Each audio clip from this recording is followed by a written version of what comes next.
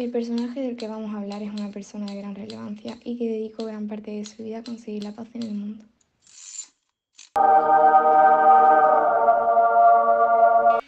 Seguiremos avanzando en nuestra marcha.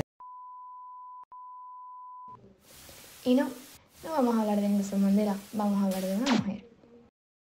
Jane Addams fue una trabajadora social feminista, socióloga, pacifista, reformadora, administradora pública y autora estadounidense. Nació en Cedarville, Illinois, el 6 de septiembre de 1860. Vivía en una familia acomodada y era la menor de 8 hijos. En 1863, cuando Jane tenía tan solo 2 años, falleció su madre.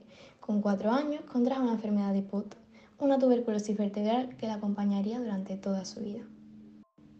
Su padre, John H. Adams, fue una gran influencia para ella. Era empresario de la agricultura y fue fundador del Partido Republicano de Illinois, senador del estado de Illinois, y apoyó a su amigo Abraham Lincoln a la presidencia en 1860. En 1868, su padre se casó con Anna Haldeman, la cual tenía una gran devoción y preocupación por los mendigos de Cedarville. A partir de las influencias de su entorno social y familiar, Jane Addams se formó entre valores y principios como la responsabilidad comunitaria, los derechos humanos y el vínculo civilizatorio de la ética cristiana, las artes y el compromiso por la defensa de la democracia. Más tarde, con el apoyo de su padre, estudió en el Rockford Female Seminary desde 1877 hasta 1881, formando parte de la primera generación de mujeres que accedieron a la educación superior. Además, fue la primera estudiante en recibir un grado oficial de esta universidad. Esta experiencia le llevó, sin embargo, a problematizar las tensiones que vivían las mujeres de la época entre las demandas sociales y familiares y, claro, los deseos profesionales propios. En esta etapa conoció a su compañera Ellen Gates Starr. Ese mismo año comenzó la carrera de medicina en la Women's Medical College de Filadelfia. Sin embargo, no pudo terminarla debido a los problemas físicos con su espalda que acabaron causándole varios ataques de nervios, además del fallecimiento repentino por apendicitis de su padre. Estos sucesos, junto con la concepción femenina de la época que ella no cumplía, de estar ligada con un hombre, dedicarse a la familia, etc., la sumieron en una profunda depresión. Por este motivo, bajo recomendación, Jane optó por viajar y junto a su madrastra visitaron en 1883 a Europa. En su viaje a Inglaterra, su visión de la miseria más desagradable en el extremo este de Londres le proporcionó el sentido de su proyecto de vida: combatir la desigualdad social. En 1887 volvieron a Cedarville. Allí leyó una revista sobre la idea de empezar una casa de asentamiento. Le comentó este plan a Ellen y ambas viajaron juntas a Europa en diciembre del mismo año para visitar la primera casa de asentamiento del mundo, Toynbee Hall en Londres. Se dieron cuenta de que era un espacio donde los límites de clase, cultura y educación eran escasamente visibles y eso es lo que buscaban. De vuelta a Estados Unidos, Jane inició su intensa labor social ayudando a los más necesitados en distintos centros de asistencia. En 1889, después de años aprendiendo y colaborando con distintas entidades solidarias, fundó la Hull House, Casa Ocupa de Chicago. Se llamó así porque se estableció en una residencia ubicada en un distrito inmigrante de clase trabajadora en Chicago. Fue un centro de investigación, estudio y debate que incluía escuela de adultos, cocina pública, galería de arte, gimnasio, club de mujeres, escuela de música, grupo de teatro, apartamentos, biblioteca, sala de reunión, comedor e incluso oficina de empleo. Adams y Gates invitaron a jóvenes, sobre todo a mujeres universitarias, la mayoría procedentes de la burguesía, a formar parte de un proyecto colectivo que consistía en habilitar la Hull House y compartir al menos 2 años de su vida con los vecinos del barrio, aparte de, claro, participar a través de donaciones. La Hull House se convirtió en uno de los primeros centros de acogida en los que inmigrantes, huérfanos, madres sin recursos y otras personas necesitadas acudían en busca de ayudas básicas y de herramientas sociales para reintegrarse en la sociedad.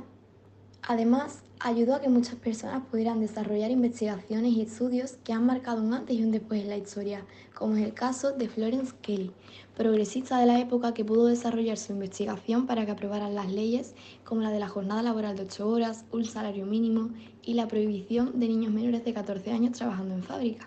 Un año después de la fundación de Hull House, en 1890, Jane conoció a una mujer llamada Mary Rosette Smith, con la que mantuvo una relación sentimental que duró hasta la muerte de Mary.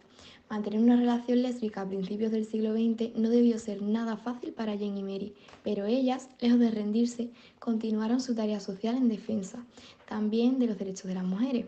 En este sentido, Jane formaría parte activa de los movimientos sufragistas femeninos.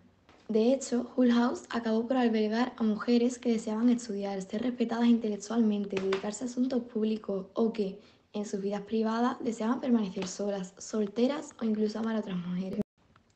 Gracias a los esfuerzos de Jane, la Universidad de Chicago abrió un departamento para sociología en 1892, universidad en la que años más tarde acabó por ser profesora.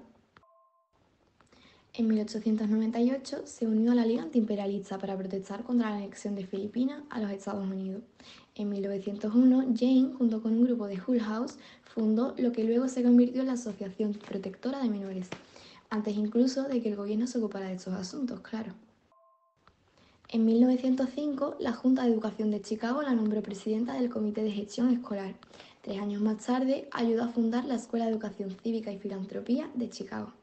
En 1909 se convirtió en la primera mujer presidenta de la conferencia. En 1911, los miembros de la Asociación Nacional Estadounidense de Sufragio de Mujeres la eligieron como su vicepresidenta. De esta manera, Adams se convirtió en una gran defensora de la mujer y luchó por el reconocimiento de sus derechos, en un momento de la historia en el que las mujeres carecían totalmente de ello, sobre todo por el sufragio femenino.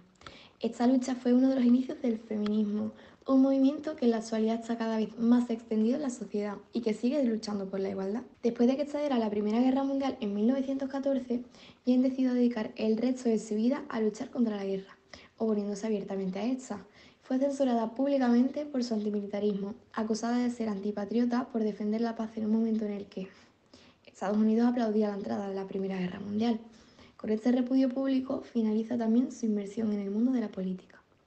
Su diversificada militancia social la había conducido al Partido Progresista, del que acabó siendo delegada en el Congreso, apoyando en 1912 la candidatura presidencial de Theodore Roosevelt, en la convicción de poder hacer realidad sus proyectos reformistas. En 1915 fue nombrada como presidenta nacional por los miembros del Partido de la Mujer por la Paz y también presidió el Congreso Internacional de Mujeres. Unió indefectiblemente feminismo y pacifismo hasta el punto de presidir en plena Primera Guerra Mundial. Cuando Estados Unidos se unió a la guerra en 1917, muchos estadounidenses se volvieron contra ella, tratándola de traidora contra el país. Incluso las hijas de la Revolución Americana la echaron. Aún así, ayudó a brindar ayuda humanitaria a mujeres y niños desplazados por la guerra. Cuando la guerra finalizó, Jane intensificó su activismo por la paz, ayudando a iniciar la Liga Internacional de Mujeres por la Paz y Libertad, y denunció el Tratado de Versalles, opinando que no ayudaría a traer la paz mundial ya que trataba de venganza. Y creo que la historia le da la razón. En 1920 ayudó a fundar la Unión Americana de Libertades Civiles y ese mismo año las mujeres obtuvieron finalmente el voto.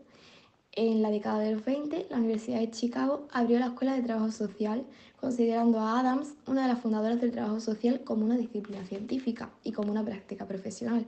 También en esta etapa había alrededor de 500 casas de asentamiento en los Estados Unidos y ella se dedicaba a viajar por todo el mundo dando conferencias hasta 1926, que sufrió su primer ataque al corazón. El 3 de diciembre de 1931 recibió el Premio Nobel de la Paz, siendo la primera mujer estadounidense en recibirlo. Sin embargo, no pudo recoger el premio por su enfermedad. Finalmente, murió de cáncer abdominal el 21 de mayo de 1935 y fue enterrada en Cedarville, su ciudad natal.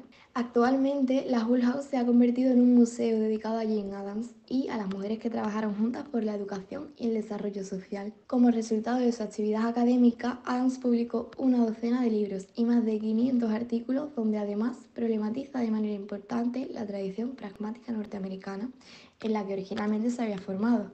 Algunos de sus libros más relevantes son El largo camino de la memoria de las mujeres, 20 Years at Hull House, Spirits of Youth and the City Streets, Hull House, El valor de un centro social, Newer Ideals of Peace, Democracy and Social Ethics, Peace and Bread in Time of War. Tras su muerte, ha obtenido diversos premios como Salón de la Fama para Americanos Ilustres, 1965, Salón Nacional de la Fama de Mujeres, 1973, Chicago Gay and Lesbian Hall of Fame, 2008, Cuando en clase nos fue asignada Jane Addams, ninguna conocíamos de su existencia ni lo que había logrado para ser conocida.